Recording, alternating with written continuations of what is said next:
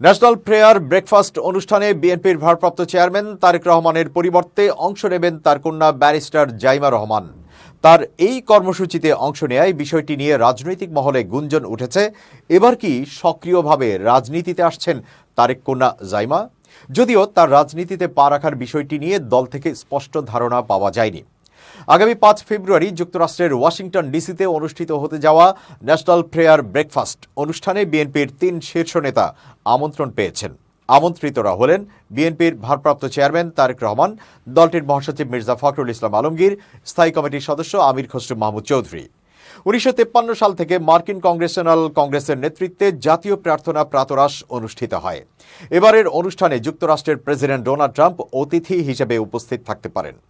আলোচিত ঘটনা হলো ন্যাশনাল প্রেয়ার ব্রেকফাস্ট অনুষ্ঠানে আমন্ত্রণ পেয়েও যাচ্ছেন না বিএনপির ভারপ্রাপ্ত চেয়ারম্যান তারেক রহমান।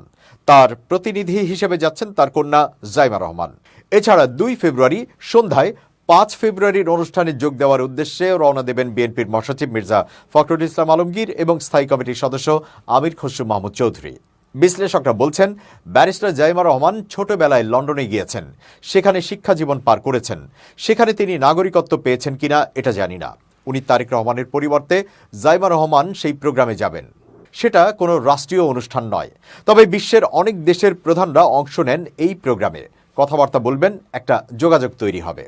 আইনে শিক্ষা নিয়েছেন তারেক রহমান কন্যা জাইমা। লন্ডনে জীবন কাটাচ্ছেন বাবা মায়ের সাথে। রাজনৈতিক পরিবারে জন্ম হলেও রাজনৈতিক কোনো কর্মসূচিতে দেখা যায়নি তাকে।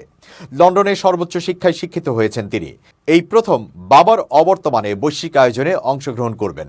বিএনপি নেতাদের মতে বৈশ্বিক আয়োজনে অংশগ্রহণের মধ্য দিয়ে রাজনীতিতে পা রাখবে জাইমা রহমান। তার দাদি বেগম খালেদা জিয়াও বিশেষ পরিস্থিতিতে বিএনপির হাল ধরেছিলেন।